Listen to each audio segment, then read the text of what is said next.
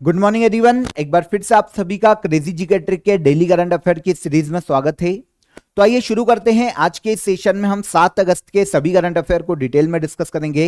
एक एक question important है, एक एक फैक्ट इंपॉर्टेंट है, इसलिए सेशन में एंड तक बने रहिए। डेली करंट अफेयर से आप सभी को पता है हर एग्जाम में यहां से क्वेश्चन पूछे जा रहे हैं, तो एंड तक बने रहिए। पसंद आए तो लाइक और शेयर कर दीजिएगा। चैनल पर पहली बार आए हैं तो चैनल को सब्सक्राइब कर लीजिए। पीडीएफ अगर आपको चाहिए तो क्रेजी जीके ट्रिक के एप्लीकेशन को आप डाउनलोड कर लीजिए। वहां पर आपको डेली करंट अफेयर का फोल्डर दिखाई देगा। वहां पर आपके लिए रोज की डेली करंट अफेयर की पीडीएफ अवेलेबल है फ्री ऑफ कॉस्ट। वहां से जाके आप कलेक्ट कर लीजिए। आइए शुरू करते हैं 7 अगस्त के करंट अफेयर को। सबसे पहला क्वेश्चन देखिएगा। 6 अगस्त 2024 को किसे फिजी के सर्वोच्च नागरिक सम्मान companion of the order of Fiji से सम्मानित किया गया? आपको पता होना चाहिए कि 2023 में companion of the order of Fiji से सम्मानित किया गया था भारत के पीएम नरेंद्र मोदी को। अब 2024 में 6 अगस्त को यह अवार्ड या फिर सर्वोच्च नागरिक सम्मान दिया गया है भारत की प्रेसिडेंट द्रौपदी मुर्मू को। तो क्लियर हो जाता है, आंसर मिल जाता है। द्रौपदी मुर्मू भारतीय प्रेसिडेंट है। इन्हें हाल ही में फिजी के सर्वोच्च नागरिक सम्मान companion of the order of Fiji से सम्मानित किया गया। ओके, यहां पर देखिए प्रेसिडेंट द्रौपदी मुर्मू को यह जो सम्मान है फिजी के प्रेसिडेंट ने दिया है। नाम क्या है? रातू विलियामे। तो फिजी के प्रेसिडेंट भी आपको यहां पर क्लियर हो जाना चाहिए, याद रखिएगा। रातू विलियामे वर्तमान में फिजी के प्रेसिडेंट के पद पर है। इन्होंने ही भारत के प्रेसिडेंट द्रौपदी मुर्मू को यह सम्मान दिया है हाल ही में। ठीक है, दोनों देशों के मध्य में संबंधों को बढ़ावा देना, संबंधों को मजबूत करने की दिशा में योगदान के लिए भारत के प्रेसिडेंट को द्रौपदी मुर्मू जी को यह अवार्ड हाल ही में या सर्वोच्च नागरिक सम्मान दिया गया। इससे पहले जैसा कि अभी मैंने आपको बताया था कि 2023 में मई मंथ में भारत के पीएम नरेंद्र मोदी को भी फिजी के सर्वोच्च नागरिक सम्मान से सम्मानित किया जा चुका है। ओके, फिजी का ये जो सर्वोच्च नागरिक सम्मान है ये फिजी के किसी ऐसे नागरिक को दिया जाता है या फिर गैर नागरिकों को भी दिया जा सकता है अगर उन्होंने फिजी के आत्मसम्मान के लिए कोई काम किया हो, दो देशों के मध्य में संबंधों को मजबूत करने के लिए योगदान दिया हो, तो ऐसे व्यक्ति को दिया जा सकता है। फिजी के द्वारा इस सर्वोच्च नागरिक सम्मान की शुरुआत 1995 में की गई थी। 2024 में किसे दिया गया? 6 अगस्त को भारत की प्रेसिडेंट द्रौपदी मुर्मू को। ओके, क्लियर हो जाता है। आगे बढ़ने से पहले आज का ऑफर ऑफ द डे मैं आपको बता देता हूं, बहुत ही इंटरेस्टिंग है, आप सभी के लिए बहुत ही इंपॉर्टेंट है। देखिए, करंट अफेयर के एमसीक्यूज की टेस्ट सीरीज आप सभी के लिए अवेलेबल है। 1000 से ज्यादा करंट अफेयर एमसीक्यूज आपको यहां पर मिलने वाले हैं विद डिटेल। देखिए, पिछले 2 साल के करंट अफेयर को यहां पर हमने कंपाइल किया है, क्योंकि आप सभी को पता होना चाहिए कि प्रीवियस जितने भी एग्जाम्स के हमने पैटर्न देखे वहां पर 1.5 से 2 साल का करंट अफेयर पूछा जा रहा है। तो आज का करंट अफेयर जितना इंपॉर्टेंट है उतना ही इंपॉर्टेंट है 1.5 साल पहले का करंट अफेयर। तो सभी इंपॉर्टेंट क्वेश्चन को यहां पर हमारी टीम ने, जो एक्सपर्ट टीम है, उन्होंने कंपाइल किया है और 1000 आपको करंट अफेयर विद डिटेल यहां पर आपको मिलने वाले हैं बहुत ही नॉमिनल चार्जेस में, ओनली 24 रुपीज में।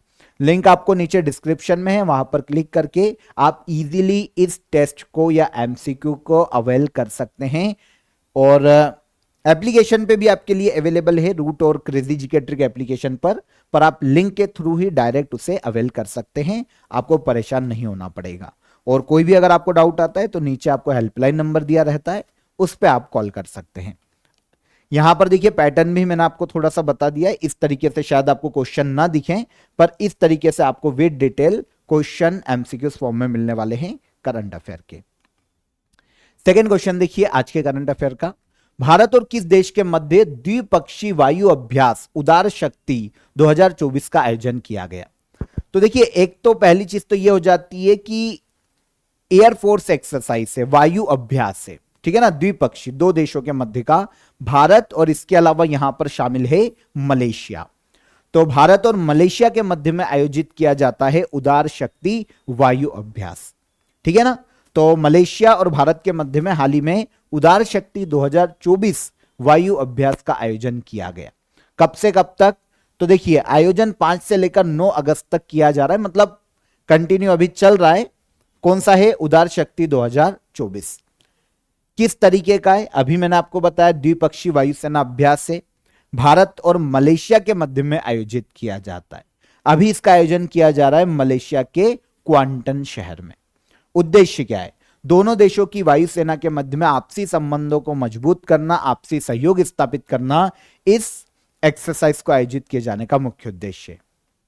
वैसे इंडिया और मलेशिया के मध्य में एक और युद्धाभ्यास आयोजित होता है, जिसको आपको याद रखना चाहिए, हरिमाऊ शक्ति।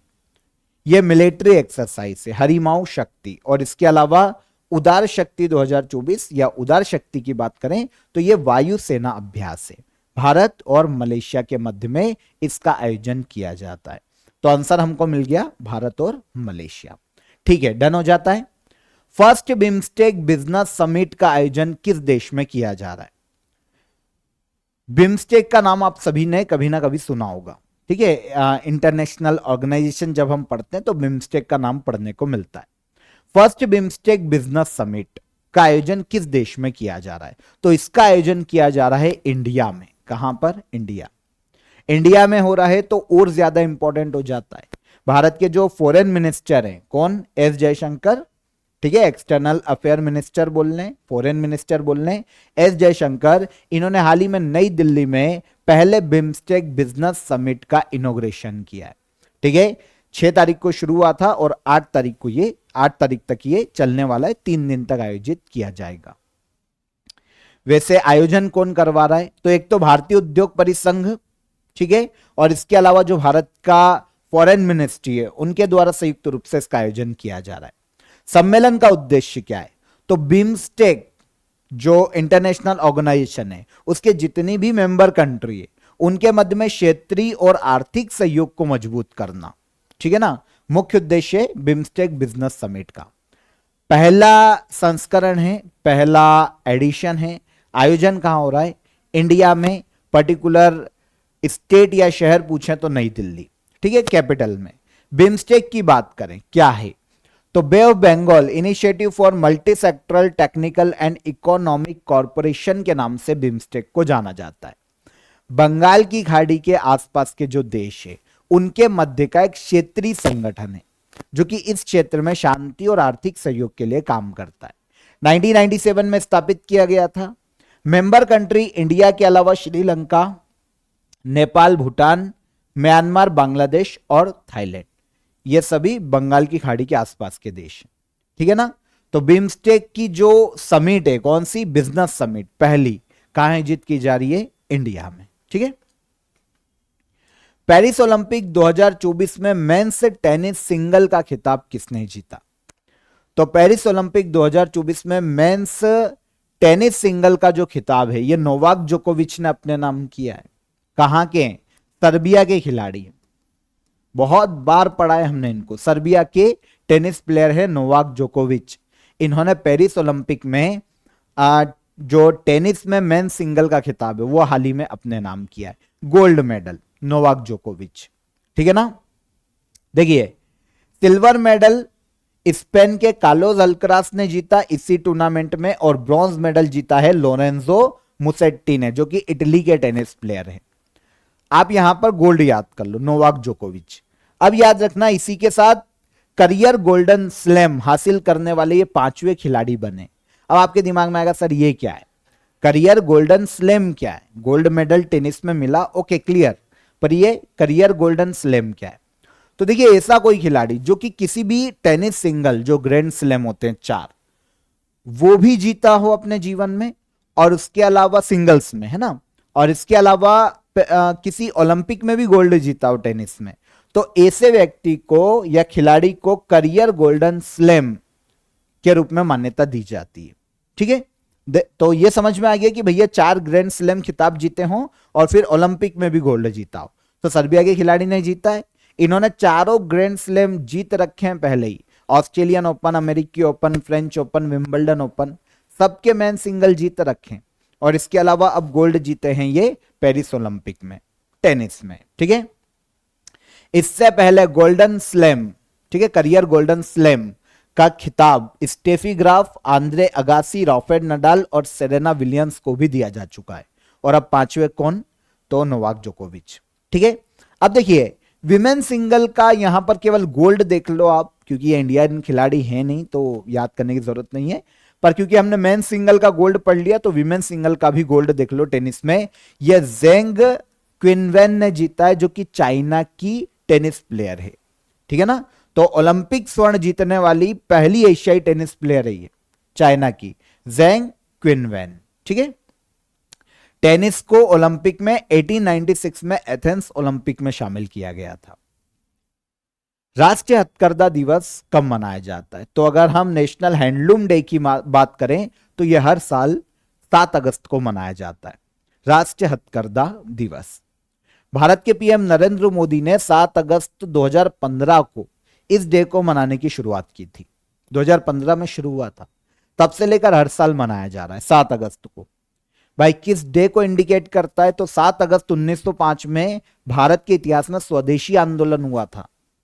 वो स्वदेशी आंदोलन मुख्य रूप से स्वदेशी उद्योगों और जो भारत के हथकरघा या जो बुनकर है उनको प्रोत्साहित करने के लिए ही था, और अंग्रेजों की जो चीजें हैं, वस्त्र हैं, उनको बहिष्कार करने से संबंधित था। तो उस दिन को इंडिकेट करने के लिए 7 अगस्त 2015 में पहली बार शुरुआत की गई थी राष्ट्रीय हथकरघा दिवस की। तो हर साल मनाया जाता है 7 अगस्त को। किस देश के पूर्व क्रिकेट खिलाड़ी ग्राहम थोरपे का निधन हो गया? ग्राहम थोरपे ये पूर्व खिलाड़ी है, इंग्लैंड के क्रिकेट खिलाड़ी है, हाल ही में इनका निधन हो गया, ग्राहम थोरपे, ठीक है। यहां पर इमेज देखिए, कहां के खिलाड़ी है? इंग्लैंड के। 55 ईयर की एज में हाल ही में इनका निधन हो गया। इन्होंने अपना करियर शुरू किया था 1993 में इंग्लैंड के लिए क्रिकेट में, और संन्यास ले चुके हैं 2005 में। अब निधन हो गया है। ऐसी कोई बड़ी उपलब्धि यहां पर इनकी नहीं है, लेकिन प्लेयर से क्वेश्चन हमको एग्जाम में पूछे जाते हैं तो हमको याद रखना पड़ेगा कि ग्राहम थोरपे जिनका हाल ही में निधन हुआ, किस देश के क्रिकेट प्लेयर थे? तो ये इंग्लैंड के क्रिकेट प्लेयर थे, ठीक है ना। काफी इंटरनेशनल इन्होंने टेस्ट और वनडे दोनों खेले हैं। रन नहीं पूछे जाते हैं तो हम रन छोड़ देते हैं। Book India @100 envisioning tomorrow's economic power house किसके द्वारा लिखी गई पुस्तक है? तो India @100 envisioning tomorrow economic power house, ये बुक लिखी है केवी सुब्रमण्यम ने, आंसर ए, ठीक है ना। तो केवी सुब्रमण्यम की यह बुक है जिसका हाल ही में देखिए विमोचन किया गया है पीयूष गोयल के द्वारा, केंद्रीय मंत्री, ठीक है ना। पीयूष गोयल ने हाल ही में केवी सुब्रमण्यम की इस बुक का विमोचन किया, लॉन्च किया है। इस बुक में 2047 तक भारत 55 ट्रिलियन US$ की इकोनॉमी कैसे बनेगी इसके बारे में बताया गया है, ठीक है ना। 2047 तक 55 ट्रिलियन US$ की इकोनॉमी के लक्ष्य को कैसे प्राप्त किया जा सकता है, और इसके अलावा 8% एनुअल ग्रोथ रेट के साथ हर साल कैसे देश का विकास किया जा सकता है, कैसे हम अपने लक्ष्य को हासिल कर सकते हैं, इसके बारे में इस बुक में उल्लेख किया है किसने? केवी सुब्रमण्यम, प्रोफेसर। तो इनकी बुक है India @100 envisioning tomorrow economic power house, ठीक है। हाल ही में विमोचन हुआ है। विमोचन किसने किया? पीयूष गोयल ने। निम्नलिखित में से किस स्थान पर 1500 लोगों ने एक साथ डमरू बजाकर वर्ल्ड रिकॉर्ड अपने नाम किया? तो इंस्टा फीड वगैरह में आपने चीज देखी होगी, 1500 लोगों ने एक साथ डमरू बजाकर वर्ल्ड रिकॉर्ड अपने नाम किया है उज्जैन में। कहां पर? उज्जैन। तो आंसर हो जाएगा आंसर बी।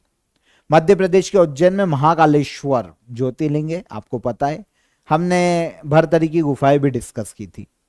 तो उज्जैन में महाकाल लोक के परिसर में 1500 लोगों ने एक साथ डमरू बजाकर एक वर्ल्ड रिकॉर्ड कायम किया है, Guinness book of world record है। वैसे इसके पहले ये जो रिकॉर्ड था 488 डमरू एक साथ बजाने का था, ठीक है। Federation of Indian association New York के नाम था, और अब ये रिकॉर्ड आ गया है इंडिया के उज्जैन के नाम, 1500 डमरू एक साथ बजाए गए। फॉर्च्यून ग्लोबल 500 सूची 2024 में कितनी भारतीय कंपनी शामिल है? तो वर्ल्ड की टॉप कंपनियों के अकॉर्डिंग फॉर्च्यून ग्लोबल 500 कंपनीज की एक सूची जारी की गई है जिसमें भारत की 9 कंपनियों को शामिल किया गया टॉप 500 में, ठीक है ना। तो हाल ही में यह सूची आई है, भारत की 9 कंपनियां शामिल है, 2024 की यह लिस्ट है। कंपनियां कौन कौन सी है और किस किस रैंक पर है, अगर हम इस पर थोड़ा सा मोटा मोटा देख लेते हैं तो सही रहेगा। नाम देख लेते हैं, रैंक देख लेते हैं। इंडियन कंपनी रैंक तो सबसे ऊपर, ठीक है, रिलायंस इंडस्ट्री 86 नंबर पर है इस लिस्ट में, लेकिन भारत की कोई भी कंपनी जो सबसे टॉप पर है 86 नंबर पर। फिर LIC 95, IOC Indian oil corporation 116, SBI 178, ONGC 180, IPCL BPCL है ना, ये भारत है, भारत पेट्रोलियम कॉर्पोरेशन लिमिटेड है, ये 258, Tata motor 271, HDFC bank 306, Rajesh export, ठीक है, 473।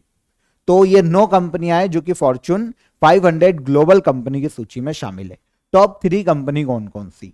तो सबसे ऊपर है वॉलमार्ट यूएसए की, अमेजन यूएसए की सेकंड नंबर पर, और स्टेट ग्रिड चाइना की तीसरे नंबर पर। भारत की कितनी कंपनियां हैं फॉर्च्यून 500 ग्लोबल कंपनीज में 2024 की सूची में? 9, टॉप 500। लास्ट क्वेश्चन है और आज का हमारा फोकस क्वेश्चन है, ध्यान से सुनिएगा। सभी फसलों को एमएसपी पर खरीदने वाला भारत का पहला राज्य कौन सा है? तो सभी फसलों को ऑल ओवर एमएसपी पर खरीदने वाला भारत का पहला राज्य बना है हरियाणा। आंसर ए करेक्ट हो जाएगा। कौन है? हरियाणा। एमएसपी जानते क्या होता है? Minimum support price. बात करेंगे हम आखिरी में, पहले हम यहां से आगे ले लेते हैं, आगे बढ़ते हैं। हरियाणा के चीफ मिनिस्टर, ठीक है ना, नायब सिंह सैनी ने कहा है कि भैया हरियाणा कैबिनेट ने फसलों को एमएसपी पर खरीदने के संबंध में एक प्रस्ताव को मंजूरी दी है। हरियाणा गवर्नमेंट ने सारी फसलों को, सभी फसलों को अब हरियाणा गवर्नमेंट एमएसपी पर खरीदने वाली है। MSP sir minimum support price होता है, ये तो हमको ही पता है, होता क्या है। तो देखिए, एक ऐसा प्राइस, किसी भी फसल का एक प्राइस फिक्स कर दिया जाता है और उस प्राइस से नीचे वो जो फसल है वो मार्केट में नहीं बिकेगी, गवर्नमेंट खरीद लेगी उससे ऊपर के प्राइस में। मिनिमम सपोर्ट प्राइस मतलब अगर कोई अपनी फसल मिनिमम सपोर्ट प्राइस पर मार्केट में, कभी कभी क्या होता है, डिमांड और सप्लाई, है ना, इसी का गेम होता है। डिमांड बहुत कम है, सप्लाई बहुत ज्यादा है, तो क्या होता है, फिर वस्तु का रेट गिरने लगता है। डिमांड बहुत कम है, सप्लाई बहुत ज्यादा है, मार्केट में भर भराते हुए प्याज के ट्रक ही ट्रक आ रहे हैं, तो आपको पता है फिर प्याज 2-2 रुपए किलो में बिकता है। क्यों? क्योंकि डिमांड तो उतनी थी, सप्लाई ज्यादा हो गई। तो अब ऐसे केस में गवर्नमेंट ने, तो किसान क्या बर्बाद हो जाता है, तो ऐसे केस में गवर्नमेंट ने एक मिनिमम सपोर्ट प्राइस फिक्स कर दिया कि इससे नीचे किसान की फसल नहीं बिकेगी मार्केट में और गवर्नमेंट खरीद लेगी। अगर ऐसा कुछ होता है तो गवर्नमेंट खरीद लेगी मिनिमम सपोर्ट प्राइस पर, और मार्केट में उससे ऊपर ही बिकना है, ठीक है, जिसमें मिनिमम सपोर्ट प्राइस में किसान की लागत और लाभ, ठीक है, इसकी जो कॉस्ट आई है और जो प्रॉफिट है वो मिक्स करके एक एमएसपी निकलती है। तो उसकी लागत भी निकल गई किसान की और उसको प्रॉफिट भी मिल गया, एमएसपी। तो सारे फसलों पर एमएसपी कौन, किसने घोषित की है? तो ये हरियाणा स्टेट है। केंद्र सरकार हर फसल सीजन में एमएसपी जारी करती है, लेकिन एमएसपी पर जो गवर्नमेंट को सिफारिश है वो कृषि लागत एवं मूल्य आयोग देता है, commission for agricultural cost and prices. इसे कहा जाता है कृषि लागत और मूल्य आयोग, ठीक है, याद रखना, यही एमएसपी डिसाइड करता है, फिर गवर्नमेंट इसकी सिफारिश पर एमएसपी लागू करती है। ये जो पर्टिकुलर हम कृषि लागत और मूल्य आयोग की बात कर रहे हैं ना, ये सेंट्रल गवर्नमेंट में कृषि और किसान कल्याण मंत्रालय के अंतर्गत 1965 में गठित की गई संस्था है। इसके आधार पर सेंट्रल गवर्नमेंट 23 फसलों पर एमएसपी जारी करती। 60 टाइप के तो ग्रेन होते हैं, ठीक है, धान, जौ, गेहूं, बाजरा, मक्का, ज्वार, रागी, है ना, इधर देख लेना, ठीक है। ये 7 प्रकार के तो हो गए ग्रेन। 5 प्रकार की हो जाती है दालें, चना, तुअर जिसे अरहर भी कहा जाता है, उड़द, मूंग और मसूर। 7 तिलहन फसल हो जाती है, सरसों, मूंगफली, सोयाबीन, सूरजमुखी, तिल, कुसुम, निगर सीड वगैरह। तो 7 हो जाती है तिलहन फसल।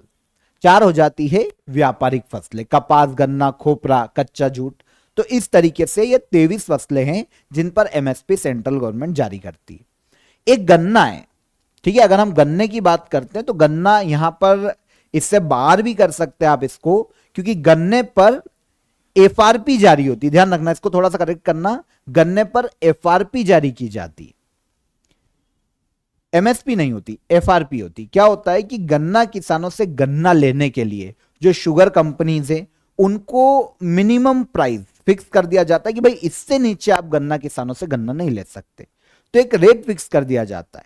तो अब गन्ना किसानों से अगर शुगर कंपनी को गन्ना खरीदना है तो गवर्नमेंट ने जो रेट फिक्स किया है उसी रेट पर वो खरीद सकती है, इसे कहा जाता है एफआरपी।